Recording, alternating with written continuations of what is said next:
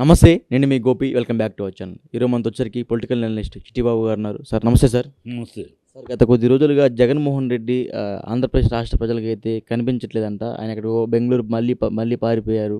అదేవిధంగా మొన్న ఒక ఫ్లైట్లో కూడా వాళ్ళ ఆవిడ ఎవరైతే భారతి గారు అదేవిధంగా జగన్మోహన్ రెడ్డి గారు ఇద్దరు కలిసి ఎకనామిక్ క్లాస్ అంటే సాధారణంగా వెళ్ళే ప్రజలతో ఎలా వెళ్తున్నారు వీళ్ళిద్దరు అలా వెళ్ళారు. అంటే ఎలాగంటే ఇప్పుడు ఎటువంటి భద్రత లేదానికి కేవలం ఒక సాధారణ మనిషిలాగా అయితే జగన్మోహన్ రెడ్డి గారు ఉన్నారు. అతనికి ప్రతి ఒక్క నిమిషం భయంతో తిరుగుతున్నారంట. సో ఎందుకంత భయం జగన్మోహన్ రెడ్డి గారికి?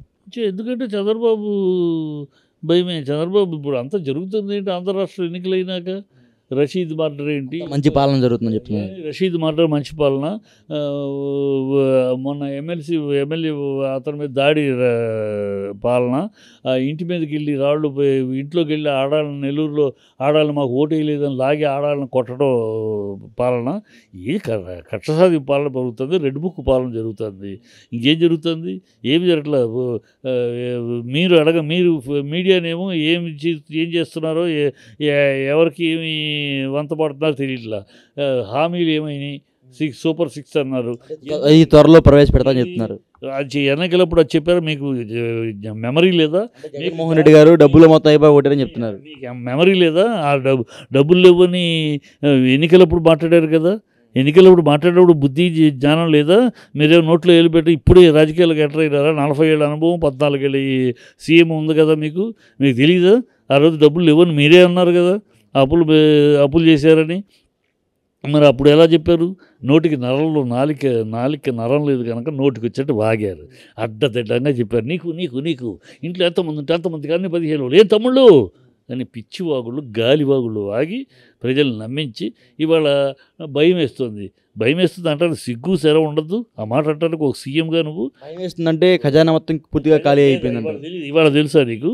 మేము చెప్పాం కదా ఆ రోజు. అందుకనే పవన్ కళ్యాణ్ అందుకనే జగన్ ఈయన పెంచినా సరే నేను పెంచను, ఇంతవరకే ఇస్తాను, అంతకన్నా ఖజానా భరించలేదని చెప్పింది. నీకు తెలీదా? అప్పుడేమో నోటికి వచ్చినట్టు ప్రజలు మోసం చేసి ఇవాళ భయం వేస్తుంది, గుడ్డేస్తుంది. ఈ పిచ్చవాగుళ్ళు. అది పవన్ కళ్యాణ్ 32,000 అమ్మాయిలు మిస్ అయిపోయారు అని అంటాడు. ఒక్కొక్కరు నెమ్మదిగా తీసుకొని వస్తున్నారంట. ఏది నెమ్మదిగా తీసుకొస్తే 5 ఏళ్ళు వచ్చేటప్పటికి ఈ నాటకాలు, డ్రామాలు, అబద్ధాలతో రాజకీయాలకు వచ్చారు, గెలుచుకున్నారు. అరాచకాలతో గెలిచారు. ఇవాళ వచ్చి చేస్తున్నారు అరాచకాలు. అది అడగరు మీరు వాళ్ళ దగ్గర ఏం తిన్నారో ఏం మీకు పంచారో తెలీదు. మీరు ఏమైనా ఈ మీడియా ఏం పొందుతారు? ఎవరు పంచరు. మరి అడగరే. మరి ఎందుకు అడగరయ్యా? మరి ఇంకా జగన్ కనపడే. జగన్ ఏదో బెంగళూరు వెళ్ళాడు, బెంగళూరులో ఉన్నాడు, న్యూస్లో కూడా ఉంది.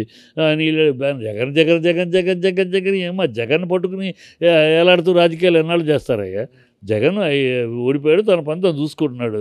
మీరు ప్రజలకు ఇచ్చిన హామీలు నెరవేర్చారు. జగన్ ఓడిపోయినా సరే జనాల్లో ఉండాలి కదా సార్, ఎందుకంటే అతనే ప్రత్యర్థి కదా. జనాల్లో ఉన్న 40% ఓట్లు వచ్చినాయి. జగన్ ఏమి 4% ఓట్లు ప్రజలు పంపించాల, 40% ఓట్లు ఇచ్చారు.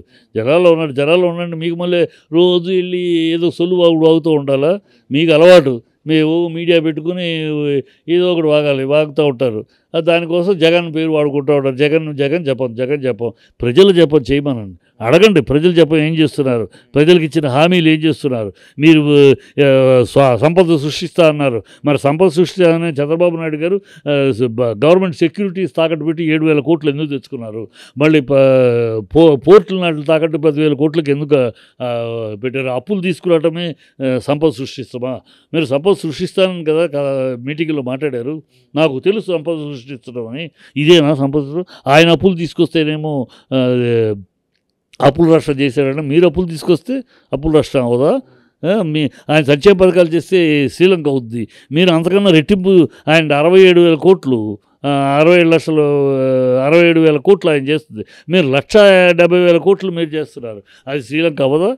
ఏం పిచ్చి వాగుళ్ళు వాగి జనాలను మభ్యపెట్టి జనాలను మోసపుచ్చి ఆ 32,000 మంది అమ్మాయిలు పోయారని పవన్ ఒకడు వాగేసి నీతి రీతి నిజాయితీగా రాజకీయాలు చేస్తారనే పవన్ సిగ్గు సెర ఉండదు. ఇవాళ 32,000 మంది కాదు, పచ్చి అబద్ధం. అది పార్లమెంట్లో తేల్చారు. అబద్ధం. అది మొత్తం 49,000 మంది 2014 నుంచి 2024 దాకా 49,000 చిల్లర అమ్మాయిలు మిస్ అయ్యారు. అందుట్లో అందరినీ రికవర్ చేసాం. ఇంకో 7,000 మంది రావాలి. 7,000 మంది ఒక ఆంధ్రప్రదేశ్ సంబంధించిన వాళ్ళు కదా, మొత్తం దేశానికి సంబంధించిన వాళ్ళు. ఇందులో కూడా చాలామంది వాళ్ళు సెటిల్ చేసుకున్నారు, కానీ మా దాకా రాలేదు.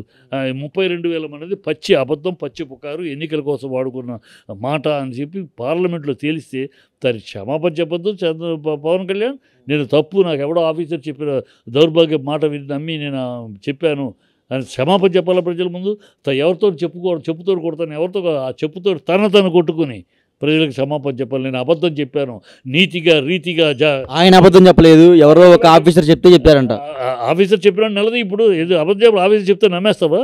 నువ్వు రాజకీయ నాయకుడు ప్రజల కోసం నమ్మేస్తావు. ఎవడో ఏదో చెప్తాడు, నేను చెప్తాను, నేను ఏదో చెప్పేది నువ్వు చెప్పేస్తావా? ముందు ఆయనకు ఆయన ఒక ఆఫీసర్ కాబట్టి జనాలకు ధైర్యంగా చెప్పారు. ఆయన ఎవడో ఆఫీసరు, ఇంతవరకు ఆఫీసర్ పేరు ఎందుకు చెప్పు? ఆఫీసర్ పేరు చెప్పు, మనకేం అవసరం? ఎందుకు? ఆఫీసర్ చెప్పాడనే కదా నువ్వు ప్రజల్లోకి అబద్ధాన్ని తీసుకొచ్చావు.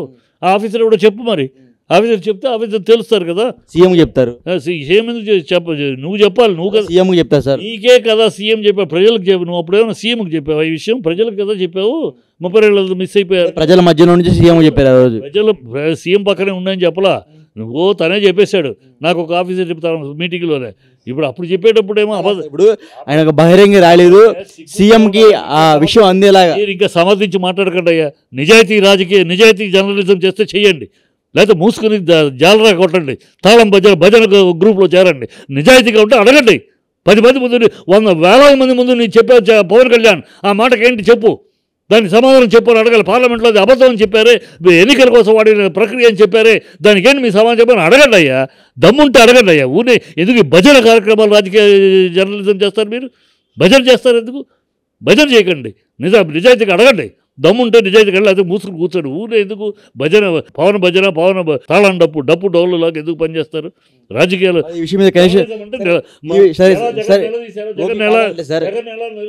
పవన్ కళ్యాణ్ నిలదీయండి, మిగతా మీడియా నిలదీశారో చంద్రబాబు నిలదీయండి. చంద్రబాబు హామీల మీద వెనకడుగు వేస్తున్నాడు, అబద్ధాలు ఆడుతున్నాడు, అది అడగరా?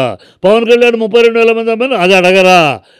జగన్ బెంగళూరు జనాల్లో ఉండట్లేదు, ఈ పిచ్చి మిగతా మీడియాలో వదిలేస్తే కనీసం సాక్షి అయినా సరే పవన్ కళ్యాణ్ ఎందుకు ఫోకస్ చేయట్లేదు? మరి మీకెందుకయ్యా జగన్ మీద? మీకెందుకయ్యా? మీరు అధికారం మీకు ఇచ్చారా, జగన్కి ఇచ్చారా? జగన్ గారు అనట్లేదు సార్. ఫస్ట్ క్వశ్చన్ చూడండి, జగన్కి అధికారం ఇచ్చారా, మీకు ఇచ్చారా అధికారం? మీకు ఇచ్చారు అధికారం. మీరు ఉంటున్నారా, మీరు ప్రజలకు చేస్తున్నారా? చూడండి, జగన్ చేస్తాడు చేయడు.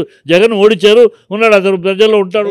జగన్మోహన్ రెడ్డి గారు చేసిన తప్పులు ఎత్తి చూపిస్తున్నారు. ఇప్పుడు ఇంకా చూపించారు కదా, అదే మీకు ఇదే పని. చూపించారు, జనాలు మీ అబద్ధాలని మోసాలని నమ్మారు, ఫాల్స్ ప్రామిసులు నమ్మారు, మిమ్మల్ని గెలిపించారు. ఇంకా జగన్ చెప్పేందుకు అంటున్నా, నమ్మించారు కదా, ఓడి గెలిచారు కదా. ప్రజలుగా మీరు చెప్పినది ఈ చెయ్యండి. ఇంకా జగను అక్కడ ఉన్నాడు. జగన్ పేరు చెప్పుకుని ఎన్నాళ్ళు బతికేస్తారు? జగన్ జపం చేస్తూ ఎన్నాళ్ళు బతికేస్తారయ్యా మీరు? రాజకీయ జగన్ జపమేనా? మీరు ప్రజలకు చెప్పిన మాటలు చెప్పండి.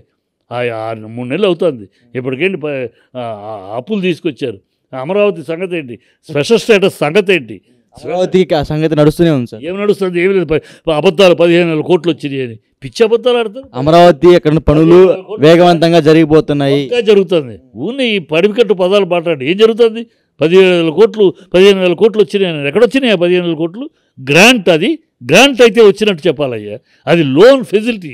ఈయన పిచ్చి అబద్ధాలు ఆడతారు. మీడియా చేతిలో ఉంది కదా, మీ చేతిలో మీ ఇలాంటి వాళ్ళు కూడా డోలు డప్పల్లాగా తయారైతే అలాగా మాట్లాడతారు. పచ్చి అబద్ధాలు మాట్లాడి నిలదీసే దమ్ము ధైర్యం లేదు మీకు. జగన్ ఓడిపోయాడు, జగన్ వెళ్ళు ఎక్కడికి వెళ్తారు? తప్పు చేస్తే మీడియా అందరు నిలదీస్తారు సార్. ఏం నిలదీయట్లా మీరు? ఇవాళ మీడియా నిలదీస్తే పవన్ కళ్యాణ్ నిలదీయాలి. 32,000 అమ్మాయిలు అని ఇంత ప్రజలు నమ్మించి పవన్ కళ్యాణ్ మీకంటే ఎందుకు అంత కక్ష? కక్ష కాదు, అబద్ధాలు ఆడి రాజకీయాలు చేస్తున్నాడు. నేను నీతి నిజాయితీ అని, నీతి లేదు, రీతి లేదు, నిజాయితీ లేదు అతను రాజకీయంలో. అందుకని అడుగుతున్నాను, నువ్వు అంత నీతి నిజాయితీ అన్నాడు, ఖచ్చితంగా నువ్వు నిలబడాలి. అబద్ధాలు చెప్పి ప్రజలు మోసం చేసి, అబద్ధాల మాటలు చెప్పి ఆడవాళ్ళలో ఒక ఎమోషన్ క్రియేట్ చేసి ఓట్లు సంపాదించుకుని గెలిచి ఇవాళ అది అబద్ధం తేలినాక కనీసం సమాధానం ఏదో నాకు ఆఫీసర్ చెప్పిన పొరపాటు క్షమాపణ, నన్ను క్షమించండి, నేను తప్పు చెప్పాను అంటే ప్రజలను మభ్యపెట్టడానికి ఇష్టం వచ్చిన అబద్ధాలు ఆడి అదే రాజకీయం, అదే మీ రాజకీయం, అదే నీతి నిజాయితీ అంటే. ఎన్నికలప్పుడు ఇష్టం వచ్చిన హామీలు వచ్చి ఇప్పుడేమో డబ్బులు లేవు, ఒక సంవత్సరం పాటు సమీక్ష చేసి ఆ తర్వాత ఆలోచిస్తా ఒకడు అంటాడు, 3 గ్యాసులు ఇవ్వలేమని ఇంకొకడు అంటాడు, 4 మీ నలుగురు 5 అని వాగి, ఏం తమ్ముళ్ళు ఏం మీ కడుపు గ్యాస్ లేకపోతే కడుపు మీ పొగతోటి మీ ఆరోగ్యం జరుగుంటాం 4 అని వాగిన వాళ్ళందరూ ఇవ్వలేము, మేము వాళ్ళకి కాదు మాకు కుదరదు అని అంటే సిగ్గు, శరం, మానం, అభిమానం, రోషం, పౌరుషం, ఉచ్చం, నీచం, నీతి, నిజాయితీ ఉండదంటే మీకు ఈ రాజకీయాలు చేసే వాళ్ళకి వీళ్ళకి ఈ కూటమికి సిగ్గు ఉండదు. ఎంత దూరానికైనా అబద్ధాలు ఆడటానికి, ఎంత దూరానికైనా క్షుద్ర రాజకీయాలు చేయడానికి సిద్ధపడతారా? మీరు జగన్మోహన్ రెడ్డి గారు ఇండైరెక్ట్గా బాగా సపోర్ట్ చేస్తున్నారు. నేను జగన్ రెడ్డి సపోర్ట్ బాగా చేస్తున్నారు సార్. జగన్ రెడ్డిని ఎలా తిట్టామో, జగన్ రెడ్డి తప్పుని ఎలా ఇప్పుడు మాట్లాడు తిట్టలేదు, నేను వెంటనే ఉన్నా. గత 3 సంవత్సరాల నుంచి మిమ్మల్ని ఫాలో అవుతున్నా. ఏ రోజు మీ జగన్మోహన్ రెడ్డి గారి వ్యతిరేకంగా ఎప్పుడు మాట్లాడలేదు. మీరు కేవలం కూటమి గవర్నమెంట్కి వ్యతిరేకంగా మాట్లాడుతున్నారు. మరి ప్రత్యేకంగా అందరికి ప్రతి ఒక్క వ్యూవర్స్ వస్తూనే ఉన్నారు. కాదు నేను వాళ్ళ తరపు వీళ్ళ తరపు ఇవాళ నేను అడిగే దాంట్లో నిజం ఉందా, నేను అడిగే దాంట్లో న్యాయం ఉందా చెప్పు. నేను జగన్ అంటే వీళ్ళని విమర్శిస్తే జగన్ సపోర్ట్ చేసినట్టు, జగన్ విమర్శిస్తే వీళ్ళని సపోర్ట్ చేసినట్టు ఈ క్షుద్ర జర్నలిజం వద్దు. నేను అడిగే దాంట్లో నేను అడిగిన ప్రశ్నల్లో నిజాయితీ ఉందా, నేను అడిగిన ప్రశ్నల్లో వ్యాలిడా కాదా చెప్పు. నేను అడుగుతున్నాను 32,000 మంది అమ్మాయిలు అని తప్పి చెప్పి ఆడవాళ్ళందరినీ భ్రమలోకి తీసుకెళ్ళి ఓట్లు వేయించుకున్నావు కదా పవన్ కళ్యాణ్, అది అబద్ధమని పార్లమెంట్లో తేలింది. ఇప్పుడు దీనికి నీ సమాధానం చెప్తావా లేదా, చెప్పాల్సిన అవసరం బాధ్యత ఉందా లేదా? నేనేదో చెప్పారు కనకదారి అని అంటావా? అదే నువ్వు చేయదలుచుకున్న రాజకీయం, అదే నేను అనుకున్న నీతి అదే చెప్పాలి. ఇది కరెక్టా అడగాల్సింది కాదా? నువ్వు 6 హామీలు సూపర్ 6 అని నువ్వు నీ ఎమ్మెల్యే రామానాయుడు మీరందరూ వీడియోలు ఉన్నాయి కదా, మీ ఇంట్లో ఎంతమంది ఉన్నారు, నువ్వెంత, నీకు కూడా 15 అని మీరు మాట్లాడలేదా? మీరు ప్రజలను అలా ఒప్పించలేదా? అమ్మా మీ గుండె పొగలు వెళ్ళిపోయి మీ గుండె చెడిపోతుంది, దానికోసం మీ ఇస్తున్నాం అని చెప్పలేదా మీరు ప్రజల దగ్గరికి వెళ్ళి? ఇవాళ ఎలా అంటారు అదే మాట 3 నెలల్లో ఎలా తిప్పుతారు అంటే మీకు తెలియదు అంటారు. మీరే కొత్తగా రాజకీయాలకు అడుగుపెట్టారు ఇవాళ చంద్రబాబు. 40 ఏళ్ళు ఉన్నాం, 14 ఏళ్ళు అంటే ట్రెషరీ ఏంటి, దాంట్లో ట్రెషరీలో ఎంత ఉంటుంది, మన దగ్గర ఖజానాలో ఏముంది తెలియకుండానే ఖజానా ఖాళీ అయిపోయింది, ఖజానా అప్పుల పాలైందని మాట్లాడతావా నువ్వు? ఎలా మాట్లాడతావు?